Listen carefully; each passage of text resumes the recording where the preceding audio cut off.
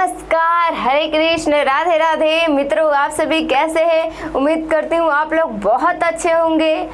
आपका अपना channel physics पढ़ना में स्वागत है, अभिनंदन है।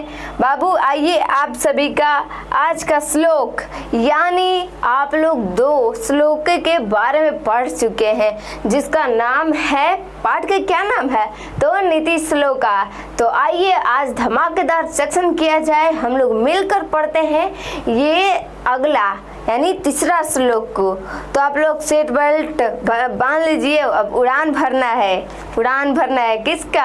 अरे श्लोक का। तो चलिए आइए स्टार्ट करते हैं, है ना। चलिए आइए जल्दी से अपना अस्त्र शस्त्र निकाल लीजिए। क्या है अस्त्र शस्त्र? विद्यार्थी का अस्त्र और शस्त्र मुख्य रूप से क्या होता है? तो आप लोग जान ही गए होंगे क्या होता है। तो उनका कलम और कॉपी होता है ना। तो चलिए आप लोग जल्दी से निकाल लीजिए और लग जाइए पढ़ने में, इधर उधर का ध्यान छोड़िए, ठीक है। आइए हम लोग देखिए बाबू, हम लोग पढ़ चुके हैं 2 श्लोक, जिसमें हम लोग बहुत कुछ सीखे कि क्या होता है उसमें और क्या हमको परिणाम मिलता है ना। तो आइए ये 2 श्लोक आज पढ़ते हैं, वो भी बहुत बेहतरीन तरीके से। जैसा कि ये है आपका बुक, जिसका नाम है पेवसम, है ना। तो ये पेवसम में बाबू क्या दिया है? तीसरा में अपना बुक निकाल लीजिए, जरा निकाल लीजिए, ये वाला निकाल लीजिए नीति श्लोका। और उसमें क्या दिया है देखिए, तीसरा, ये तीसरा यहाँ से पढ़ते हैं कि ये क्या दिया है। दिया है अनाहुता प्रविशति अपृष्टो बहुभासते अविश्वसते विश्वस्यति मूढ़े चेता नराधमा। तो इसका अर्थ क्या होगा आप लोग को बताएं ना। चलिए आप लोग ध्यान पूर्वक देखिए और इसका अर्थ भी समझ लीजिए। आइए इसका अर्थ क्या होगा देखिए। जो व्यक्ति बिना बुलाए किसी के यहाँ जाता है, बिना कुछ पूछे बक बक करता है, जो व्यक्ति अर्थात आप हो गए, आपके साथ रहने वाले मित्र हो गए, मतलब जितने भी प्राणी हैं, जितने भी लोग हैं, वो बिना बुलाए किसी के घर जाते हैं। वो बुलाया नहीं जाता है, किसी के घर फंक्शन पार्टी चल रही है, वो आपको बुलाया नहीं है और आप वहाँ चले गए, तो वो कैसा प्राणी है भाई? तो देखते हैं। और बिना पूछे आप बक बक करते रहेंगे, यानी वो 2 व्यक्ति हैं। देखिए यहाँ पर 2 व्यक्ति हैं, चुन्नू और मुन्नू। चुन्नू और मुन्नू, यहाँ पर 2 व्यक्ति हैं, ठीक है।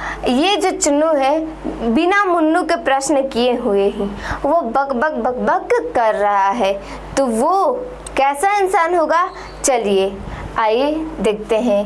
अविश्वसनीय पर विश्वास करता है, यानी ये मुन्नू है, एक प्रकार का ये चुन्नू है जो अविश्वसनीय यानी विश्वासघात करने वाला व्यक्ति है, और मुन्नू है जो विश्वास करता है, ठीक है, विश्वासी आदमी है। ऐसा मूर्ख हृदय वाला मनुष्य में नीच होता है। ये जो व्यक्ति हो गया वो नीच हो गया, यानी बिना बुलाए किसी के घर पर जाए और बिना पूछे बक बक यानी बिना मतलब के बोलते रहे, वो क्या कहलाता है? मूर्ख और नीच। समझ में आ गया? चलिए और क्या बोल रहा है? अर्थात ऐसे व्यक्ति को लोग नीच दृष्टि से देखते हैं। जो ऐसे कुल व्यक्ति होते हैं जो बिना बोले बिना पूछे बक बक करते रहे, बिना मतलब का, उसका कोई जरिया नहीं है बोलने का, फिर भी वो बोल रहा है, अर्थात वो मूर्ख है। बिना बुलाए घर पे जा रहा है, वो मूर्ख है। ये भी मूर्ख है, आप भी मूर्ख है ना। आप मूर्ख नहीं हैं क्योंकि आप पढ़ रहे हैं। हाँ, कहने का मतलब ये था, ये मूर्ख है। भाई साहब को देखिए, वाह वाह कितना रसगद्दी पर बैठे हैं, देखिए क्या मूर्खतापन की हद है भाई। ये देख लीजिए, ये मूर्ख प्राणी, देखिए जिस टहनी पर बैठे हैं मूर्ख प्राणी जी, उसी टहनी को काट रहे हैं। ये कोई भाई मतलब हुआ? ये देखिए, यदि जिस पर इनको समझ में नहीं आ रहा है कि हम जिस टहनी पर बैठे हैं और कहाँ और किस छोर पर बैठे हैं, इसका परिणाम क्या होगा यही पता नहीं है, तो ये मूर्ख प्राणियों की श्रेणी में आते हैं। ये मूर्खानंद जी हैं, इनका नाम मूर्खानंद जी है। देखिए देखिए कितने आसन ग्रहण किए हुए, और एक बार जहाँ पेड़ कटा तहाँ इनका जीवन का पत्ता कट जाएगा। तो आप लोग ऐसे मत रहिएगा, क्योंकि आप लोग विद्यार्थी अच्छे विद्यार्थी ऐसे नहीं कार्य करते हैं। देखिए क्योंकि ये सोच समझकर इनको वृक्ष ही काटना था तो यहाँ पर बैठ जाते, ये मूर्ख की श्रेणी में नहीं होते, यार यहाँ से पेड़ काट देते, ठीक है, और जिस पेड़ पर बैठे हैं उसी पेड़ को काट रहे हैं, तो ये मूर्ख की श्रेणी में है। ऐसे लोग क्या कहलाते हैं? मूर्ख। समाज में कैसी दृष्टि होती है? नीच दृष्टि, यानी वो उनका जो दृष्टि नीच दृष्टि से जहाँ चलेंगे ये देखो पागल, ये देखो मूर्ख है भाई, ये मूर्ख है, तो ये सब मूर्ख के श्रेणी में आते हैं। चलिए ये अब समझ गए इसका अर्थ, अब इसका व्याख्या कैसे समझिएगा, आइए देखते हैं। देखिए इसका व्याख्या चलते हैं। व्याख्या में देखिए बाबू ऐसे अपना सिंपल भाषा, यानी व्याख्या में आपका सिंपल भाषा आपके भाषा में लिखा गया है। प्रस्तुत श्लोक वृत्तु नीति से संकलित तथा नीति श्लोक का पाठ से लिया गया। इसमें नीतिकार की नीच व्यक्ति के लक्षण पर प्रकाश डाला है। आप लोग पिछले वीडियो में देखे ना, पिछले स्लाइड पर, कि कैसे ये नीच कार्य कर रहा था, खुद के टहनी पर बैठा हुआ खुद जिस टहनी पर बैठा था वही टहनी को काट रहा था, है ना। तो ये हुए मूर्खतापन, मूर्खानंद का। नीतिकार का कहना है कि जिन व्यक्तियों को मान सम्मान का बोध नहीं होता वो बिना बुलाए किसी के यहाँ चले जाते हैं, बिना कुछ पूछे भाषण देने लगते हैं। आपसे पूछा भी जाने नहीं जा रहा है, आपसे क्वेश्चन कहा भी नहीं जा रहा है और आप बक बक बक बक किए जा रहे हैं, तो ऐसा क्या कहलाते हैं? मूर्खानंद। यानी मूर्खानंद इनको नीच दृष्टि से देखने वाले, समाज में नीच दृष्टि से देखे जाते हैं। और देखिए और क्या कर रहा है, तथा विश्वास न करने वाले पर भी विश्वास करते हैं। अतः नीतिकार ने ऐसे कहकर यह संदेश देना चाहते हैं कि, आप संदेश क्या देना चाहते हैं? जो नीच दृष्टि तो हो ही गया है समाज में, अब इनका क्या कह रहा है? नीतिकार कह रहे हैं कि इनका अब मान्यता क्या होगा, अंत में इनका रिजल्ट क्या निकलेगा कि जिसका स्वाभिमान मरा हुआ है, बिना काम के है, बिना बुलाए जा रहे हैं, उनको बिना काम है जी, मूर्ख हैं, मूर्खानंद जी हैं। तो वहीं पर बोल रहे हैं नीतिकार कि उनका जो स्वाभिमान क्या होता है? आप लोग बताइए स्वाभिमान क्या होता है? स्वाभिमान मतलब एक तरह से बोल सकते हैं चरित्र का निर्माण। स्वाभिमान यदि आपका अच्छा है, चरित्र अच्छा है, तो आपका जो सम्मान भी अच्छा होगा। तो इनका यही कहना है, और बिना पूछे भी बक बक करता हुआ आदमी अपनी मूर्खता का परिचय देने लगता है। बिना पूछे हुए, आपसे हम क्वेश्चन किए नहीं, आप बक बक बोलते जा रहे हैं, तो आप मूर्ख की श्रेणी में हैं। यदि आपसे क्वेश्चन किया जा रहा है और आप उसका आंसर सही तरीके से दे रहे हैं, अपने तरीके से दे रहे हैं, तो आप एक बुद्धिजीवी अर्थात विद्यार्थी की श्रेणी में आएंगे। तो आप लोग जान ही गए होंगे कि आप किस श्रेणी में आते हैं। तो चलिए अगला स्लाइड पर चलते हैं, अर्थात अगला श्लोक पर चलते हैं। श्लोक नंबर 4। आइए स्टार्ट करते हैं। ओके बाबू, ओके, चलिए अगला चलते हैं। देखिए इसमें क्या कह रहा है, चौथा नंबर श्लोक। अपना बुक निकाल लीजिए, पहले ही हम बोले बुक निकाल कर रखिए। ये है चौथा नंबर श्लोक, इसका जो हमने आपको अर्थ बताने वाले हैं। देखिए चौथा नंबर श्लोक का क्या कह रहा है? एको धर्म परम श्रेय क्षमेक शांति रूपतम तदेव क्या परमा तृप्ति अहिंसे का सुख वहा। अर्थात इसका कहने का अर्थ क्या है बाबू? देखिए, धर्म का पालन करना, क्षमा दान यानी क्षमा कर देना, क्षमा दान।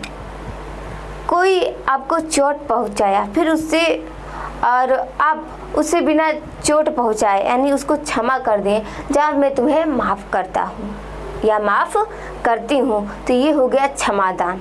समझ में आ जाएगा।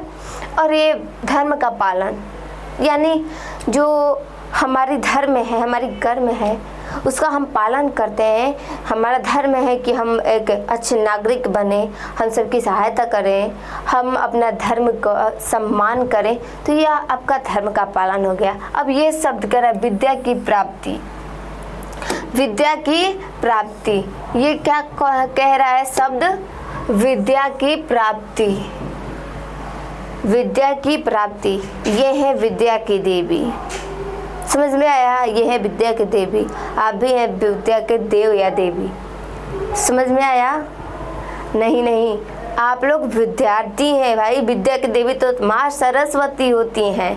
तो आप लोग एक पल के लिए समझ चुके होंगे कि आप विद्या के देव हैं, देवी हैं। तो नहीं, आप लोग अभी विद्यार्थी हैं। अभी आपको बहुत सारे ज्ञान लेना है, बहुत सारी जानकारी प्राप्त करनी है। तो विद्यार्थी इसमें कह रहा है कि विद्या की प्राप्ति तथा किसी को कष्ट न पहुँचाना, ये जीवन को सुख प्रदान करने वाला है। यदि विद्या को प्राप्त करते हैं, विद्या को अपने आप में समाहित करते हैं, बिना किसी को कष्ट नहीं करते हैं, अर्थात जो आपको पीड़ा दे रहा है, आप उसे पीड़ा मत दीजिए, आप उसे क्षमा कर दीजिए, ये सब आप में गुण रह जाएगा, तो वो आपका क्षमा दान कहलाएगा। आपने उसे माफ़ कर दिया। ये लोग विद्यार्थी हैं, यानी ये विद्या को अर्पण किए हैं, अर्पित कर लिए हैं, तथा सिर्फ धर्म का पालन करना अथवा क्षमा गुण को अपनाना अथवा विद्या की प्राप्ति तथा अहिंसा व्रत, इनमें हर एक श्रेष्ठ गुण है। ये सब आपके पास गुण है, तो बाबू आप लोग एक अच्छे विद्यार्थी हैं, अच्छे नागरिक हैं, अच्छे भारतीय हैं। यही आपकी पहचान बताती है कि हाँ, आप अच्छे विद्यार्थी हैं, आप अच्छे नागरिक हैं, एक अच्छे प्राणी की श्रेणी में है। तो बाबू आप सभी ये जो गुण है, अच्छे पन का, विद्या की प्राप्ति करना, अहिंसा यानी बिना मार झगड़े के, बिना लड़ाई का, गांधी जी इस पर अहिंसा, सत्य और अहिंसा पे आंदोलन भी कहते हैं, सत्य अहिंसा उनका कथन भी है।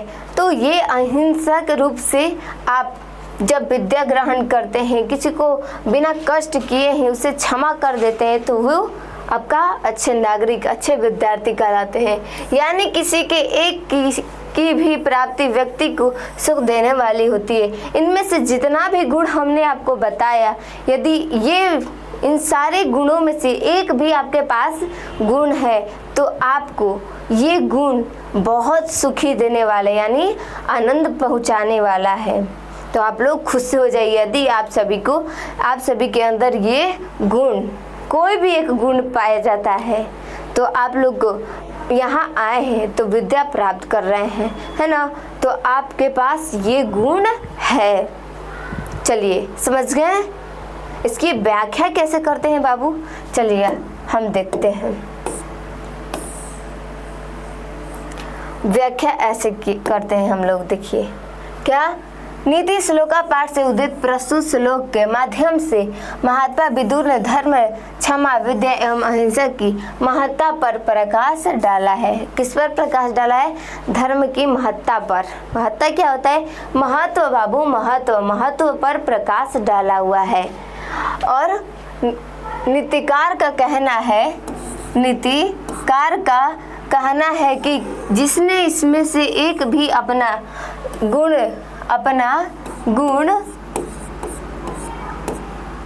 लिया, उसका जीवन धन्य हो गया। यानी इस सारे गुणों में से आपके पास एक भी गुण रहेगा तो जीवन धन्य है। तात्पर्य यह है कि जिसने धर्म अर्थात मानवता के मूल्य को समझ लिया, ऐसे व्यक्ति को हर कोई सम्मान देता है। सम्मान मतलब आपकी प्रतिष्ठा, आपकी नेचर कैसी है, आपकी चरित्र कैसी है, आपका सम्मान कैसे दिया जाए, आप किस श्रेणी के अंतर्गत आते हैं। आप पढ़ने वाले अच्छे विद्यार्थी हैं तो आपका सम्मान हर जगह रहेगा। आप पढ़ते नहीं हैं, आप किसी काम लायक नहीं हैं, तो आपका समाज में भी आपका मान सम्मान थोड़ा कम रहेगा। अब आप जाने कि आप किस सम्मान की लायक बनिएगा। देखिए, क्योंकि ऐसे व्यक्ति हर काम धर्मानुकूल करता है, यानी धर्म के अनुसार करता है। जो सम्मान देता है वो धर्म के पथ पर चलकर करता है। इस कारण विरोधी भी हानि पहुंचाने में असमर्थ हो जाता है। यानी विरोधी का मतलब क्या होता है? विरोधी उनको कहते हैं जो आपके खिलाफ हो। आप सही मार्ग पे जा रहे हैं तो वो गलत मार्ग पे ले जाने की कोशिश करेंगे। आप कहीं जा रहे हैं तो वो रास्ते से भटकाने और उससे मुड़ने की कोशिश करवाएंगे, तो वो हो गए विरोधी। इस प्रकार जिसने क्षमा करना सीख लिया वो सदा शांति महसूस करता है। यदि आप भी शांति महसूस करना चाहते हैं तो आपको कोई कष्ट दे रहा है तो आप उसे क्षमा कर दीजिए। तो एक प्रकार का ये हो गया आपका शांति का स्वरूप, क्योंकि क्षमा गुण के कारण उसका कोई विरोध नहीं करता। क्षमा कर देंगे तो आपके विरोध कोई नहीं करेगा। विद्या की प्राप्ति ऐसा गुण है जो व्यक्ति को विजयशील बना देती है। विद्या एक ऐसी चीज है जिसे प्राप्त करने पर आप विजय प्राप्त कर लेंगे। विजय मतलब क्या होता है? अरे सफलता प्राप्त कर लेंगे, आप जीत जाएंगे, उसे ही हम विजय कहते हैं। अर्थात आप उस पर जीत पा जाइएगा। कोई भी कार्य करने चलिएगा वो कार्य आपका सफल हो जाएगा, फलतः वह सबका प्रिय हो जाता है। और इस प्रकार जो भी व्यक्ति क्षमा कर देता है और दूसरों के कष्ट को अपना कष्ट मान लेता है, इस प्रकार के व्यक्ति या मनुष्य, आप सभी विद्यार्थी, वो धर्म के अनुसार चलने वाले अच्छे नागरिक की श्रेणी में होंगे। उस पर ये कथन क्या है क्षमा करने के ऊपर कि क्षमा करने से पिछला समय तो नहीं बदलता, क्षमा करने से पिछला समय तो नहीं बदलता, परंतु लेकिन इससे भविष्य सुनहरा हो उठता है। इससे भविष्य आपका जो है सुनहरा हो उठता है। तो आप लोग किस मार्ग पर चलिएगा ये आपकी निर्धारित करेगा। आप क्षमा करते हैं तो आप अपना जो बीता हुआ कल है उसे तो नहीं ला सकते हैं, परंतु आपका जो आने वाला भविष्य है वो सुनहरा अवश्य बनेगा। तो ये श्लोक आज का 2 यहीं तक रहेगा। हम लोग ऐसे ही श्लोक के बारे में आगे पढ़ते रहेंगे। तो आप लोग ऐसे ही, यदि वीडियो अच्छा लगा हो तो लाइक कमेंट अवश्य कीजिएगा। चलते हैं, आज की क्लास में इतना ही रहेगा। तो मिलते हैं आपके नेक्स्ट क्लास में। तब तक के लिए आपको बेस्ट ऑफ लक। पढ़ते रहिए ऐसे ही। राधे राधे।